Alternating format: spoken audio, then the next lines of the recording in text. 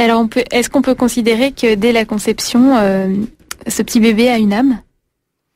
C'est la grosse question. La question de l'âme spirituelle, bien sûr, tout être vivant a une âme, de toute façon, c'est définition, puisque la définition de l'âme, c'est anima. Anima, c'est le principe de vie.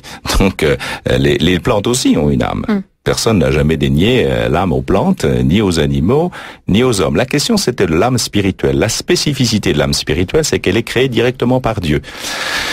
Et donc, quand on connaissait pas trop la théologie, Tertullien disait que l'âme était transmise par le spermatozoïde, par la semence du père, très exactement. D'autres disaient, enfin, il y a eu toutes sortes de choses parce qu'on savait pas très bien. D'ailleurs, on connaissait pas forcément très précisément les mécanismes effectivement de la reproduction. Donc, c'est normal que ça patauge un peu pour savoir à quel moment Dieu créait spécifiquement l'âme spirituelle. Alors, on a repris aussi les considérations et les classifications d'Aristote qui étaient basées sur effectivement l'âme humaine l'âme spirituelle n'apparaîtrait qu'au 40e jour. Pourquoi? Je suppose qu'étant donné que Aristote était biologiste, zoologiste très précisément, qu'on voyait la morphée, la forme de l'embryon quand il est évacué, c'est au début on voit rien du tout, on voit les membranes placentaires et puis c'est tout. Donc pour voir la forme d'un embryon, il faut attendre quand même un certain temps. Donc il est possible que ce soit en rapport avec la visibilité de l'embryon à l'œil nu. Enfin ceci dit, ça ne veut pas dire une réalité. Donc ça, c'est quand même des arguments qui sont un petit peu limites, mais dès le départ, un Grégoire de Nice ou un Maxime le Confesseur disait clairement que l'âme, c'était, dès le début de la vie, l'âme spirituelle était donnée. L'Église ne s'est jamais prononcée là-dessus, mais le problème, c'est pas que l'âme spirituelle directement créée par Dieu soit dès le commencement. C'est-à-dire que cet être-là est porteur, effectivement, de ce que Dieu lui a donné dès le départ, à savoir la vie, et dans laquelle cette vie, il introduit un principe divin, puisqu'il est à l'image de Dieu, et que dans ce principe divin, il y a son amour qui se communique. Et ça, il n'y a pas besoin qu'importe que ce soit le premier jour, le deuxième jour, le troisième jour, le 40e jour, ça n'a aucune importance, puisque nous sommes destinés à cela. C'est cette finalité qu'il faut considérer. C'est-à-dire que tout être humain est appelé à la communion avec Dieu et à la communion d'amour. Et donc, à partir de ce moment-là, quel que soit le stade de son développement, il est absolument digne et il est à protéger. On ne peut même pas parler de puissance de vie, il y a déjà vie. Ah oui, ça dès le début il y a déjà vie. Dès le début c'est un être humain et dès le début c'est un homme. Je pense que tout ça ne peut pas être réfuté. C'est, comme je le disais, c'est à la fois du domaine de l'évidence et de la science. Et vraiment c'est clair. Alors quelle question se pose là sur dans le cadre de ces états généraux, est-ce qu'on va pas revenir là-dessus? Pourtant, ce principe de vie est en quelque sorte nié, notamment à travers la loi de l'IVG qui permet de manier les choses. Au début, quand la loi Veil est sortie, en 75, c'était pas dans ce cadre-là. L'article 1 reconnaissait clairement que il y avait un homme qui est au départ un être humain et que dans des circonstances de détresse de la mère exceptionnelles, on pouvait envisager mais il n'y avait aucune négation de l'être humain dans la loi Veil. D'ailleurs, ce n'est pas aboli. D'ailleurs, ce qui a donné les lois de bioéthique en 1994 nous a donné l'article 16 du Code civil, qui commence également en reprenant ce que dit effectivement la loi Veil, c'est-à-dire que l'être humain doit être procédé dès sa conception. Ce n'est qu'une dépénalisation de l'avortement. Ce n'est pas du tout un droit comme on le dit aujourd'hui. Comment voulez-vous penser qu'on donne un droit à l'avortement? Ça voudrait dire qu'on donnerait un permis de tuer. C'est pas possible. C'est simplement une dépénalisation. Alors quand on dit aujourd'hui que il y a un droit à l'avortement, c'est faux. Ça n'existe pas dans la loi française, tout au moins. Alors, est-ce que l'enjeu, c'est de faire redonner un nouveau statut à l'embryon, en tout cas son statut, un statut juridique peut-être? L'enjeu, c'est peut-être pas un statut juridique, mais c'est sa place normale. Il faut arriver à ce qu'on reconnaisse l'embryon comme étant un homme. Aujourd'hui, pourquoi certains nient que c'est un homme? C'est quelque chose qui est très tentant sur le plan justement de pouvoir faire de la recherche même en embryologie. Au début, on parlait beaucoup de faire du clonage thérapeutique, des cellules souches thérapeutiques, mais au début, le clonage s'appelait clonage thérapeutique, puis on appelait ça clonage scientifique, se rendant compte que le thérapeutique, on n'allait pas y arriver, etc., etc. Mais en même temps, c'est toujours extrêmement tentant. Les scientifiques sont tentés de manipuler la vie. C'est quand même une maîtrise extraordinaire.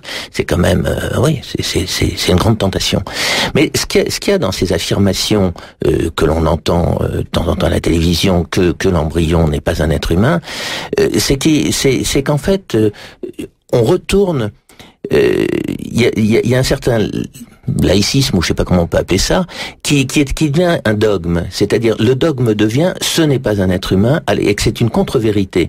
C'est-à-dire qu'en fait, il y a une espèce de religiosité chez ceux qui disent, ce n'est pas un être humain, alors que, et qui affirme ça, alors que l'Église, au contraire, par exemple, l'Église dit c'est un être humain, mais quand l'Église dit c'est un être humain, ce n'est pas une position d'Église.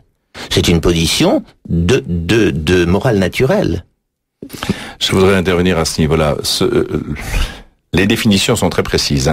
La plupart des temps, quand on réfute effectivement le droit de la dignité de l'embryon, c'est pas tellement par rapport à un être humain, mais par rapport à personne humaine. Le mot, la définition de la personne humaine, c'est compliqué parce que le mot personne revêt des définitions particulières. Il y a la personne en soi, c'est-à-dire ce qui constitue l'être en soi, et qui est la définition de la personne humaine par Boès au 5e siècle. Et puis les définitions qui ont été données par les anglo-saxons à partir de Locke, Hume, et qui est la définition aujourd'hui des anglo-saxons américains. C'est-à-dire que il y a une distinction entre être humain et personne humaine. Donc Engelhardt, qui est le pape de la bioéthique aujourd'hui aux États-Unis, ne nie pas que l'embryon soit un être humain, mais il n'est pas spécifiquement protégé, tout simplement parce qu'il n'y a que la personne humaine qui peut être protégée, digne de respect, tout simplement parce que cette personne humaine, la définition, c'est la capacité d'entrer dans une relation consciente. Et donc un embryon, un enfant gravement handicapé, une personne qui a un Alzheimer, quelqu'un qui est dans le coma profond, n'est plus une personne humaine puisqu'elle n'a plus de relation consciente, et donc à ce moment-là, elle n'est plus revêtue de cette dignité spécifique qui lui vaut le respect et la protection.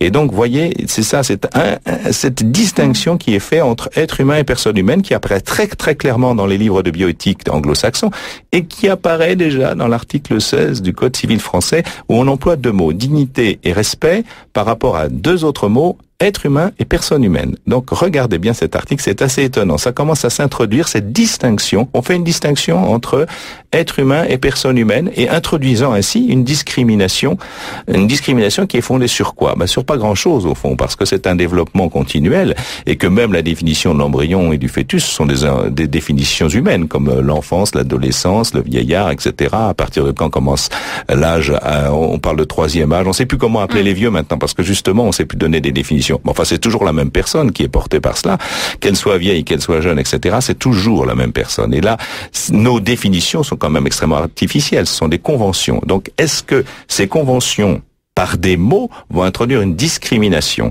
C'est ça la vraie question. Et c'est la question éthique majeure. Alors, parce que la discrimination, c'est la source de l'inégalité.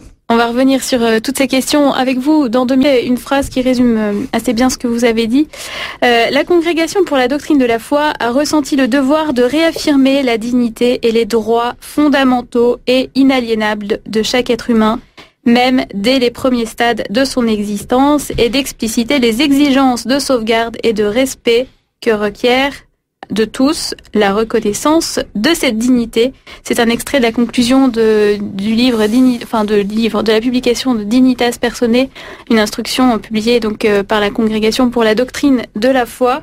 Le message est clair, dès la conception, l'embryon est déjà doté, est une personne. De la dignité, c'est-à-dire que je crois qu'il ne faut pas forcément entrer dans le débat de la personne humaine, comme j'en ai parlé tout à l'heure, parce qu'on va avoir des définitions différentes. Et donc, avant qu'on se mette d'accord sur la définition, la question, c'est la question de la dignité. Effectivement, est-ce que un être humain est digne du début jusqu'à la fin, ou est-ce que cette dignité lui est conférée par un tiers?